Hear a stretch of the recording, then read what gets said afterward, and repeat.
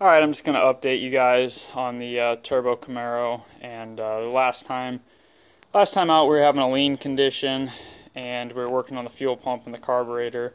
So I just wanted to go over a few things. What I ended up doing was sending out the power valves to Kevin at CSU, had him rebuild the power valves.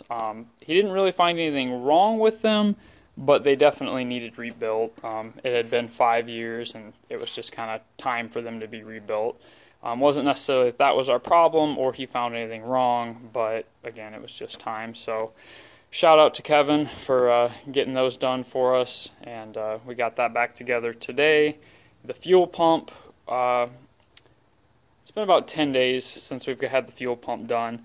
So what I went ahead and did there was ordered another A3000 fuel pump and replaced our A3000 with a new A3000.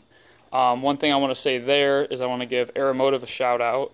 Enzo reached out to me and we sent him the old pump, and he's going to take a look at that, and we're going to rebuild that old pump as well. That way we have a spare, so that's going to be awesome. Now, so kind of do the recap here. We got new fuel pump and we've got the power valves rebuilt. So I went out and just made a couple short hits on it, just second gear. Second gear, it likes to knock tire off, so we're about 18 pounds of boost, and second gear rolling, clicked high gear for about 2 seconds, let off. Basically did that twice, went ahead and pulled the plug. What I'm going to show you guys is what this plug that I just pulled, this is a brand new plug, and what the spark plug looked like from the other day. I'll show you guys the difference between the two. Even though this was a short pull, this isn't going to be... you want to get a little bit more of a pull on it than what we did to be truly accurate, but I did enough to be able to tell the difference from before. So, let's see if this will zoom. So if you look, this plug still has, it'll focus here in a second, there you go. Still has all the cadmium on the top of it there. That chrome shiny look is still all the way around, if it'll focus. Right about where my thumbnail is. Let's see if we can get this a little better this way. There we go. So it still has that nice chrome shiny look right there, all the way 360 degrees.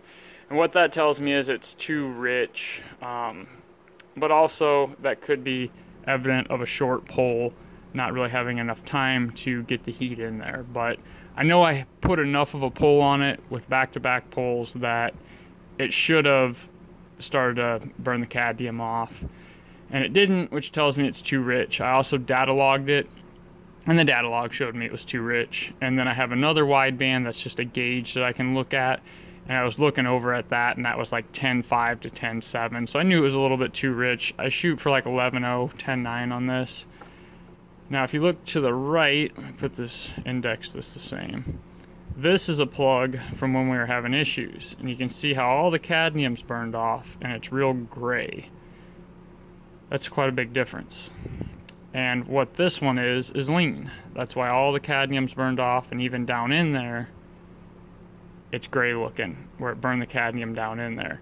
Super lean to rich, which, hey, being rich is not a bad thing. So now I just need to pull a little bit of jet out of the carburetor. That's not a big deal at all. It is actually rich cruising and in boost, so just gonna pull some jet out of the front of it and get us in the ballpark. But definitely looks like our issue is fixed. We're not gonna know for sure until we go to the track and make a full pull on it, or what I'll probably do is make an 1/8 mile pull. With data logging it, make sure everything's going good, and if it is, then I'll go ahead and make another pull all the way to the quarter. But this definitely looks promising. If I was a betting man, I would say it's fixed just based off of what we've got going on here. If it was still doing what it was, this plug would at least have half the cadmium burned off, and it's got none. It's super rich. So that is awesome. I'm happy and excited about that. Now I just got to pull some jet out of the front of it. And the reason why, there's two reasons in my mind. One, I jetted it up in the front last time out, and I took some of that jet back out of it, but not all of it. And two, It definitely seems like my old pump was probably worn for a while, because a little bit odd, the fuel pressure had came up higher than what it was with just installing the new pump, and it's increasing, so I can hit my callback and see how much fuel pressure increased. Seems like it's increasing fuel pressure a little bit more as well. So that was kind of two things that stuck out to me, that maybe our pump was worn for quite a while, but maybe not. Maybe it's just the gauge is a little off. But anyways, problem seems to be fixed, and I will update you guys again after we get some track outing. Maybe I'll do a video at the track, but again, thank you Enzo at Aeromotive. Huge shout out to them. I appreciate everything they do, and thank you Kevin at CSU. We couldn't do it without good companies like this. So thanks guys, and this will wrap it up for today. Any questions, just comment, and don't forget to like and subscribe. Thanks.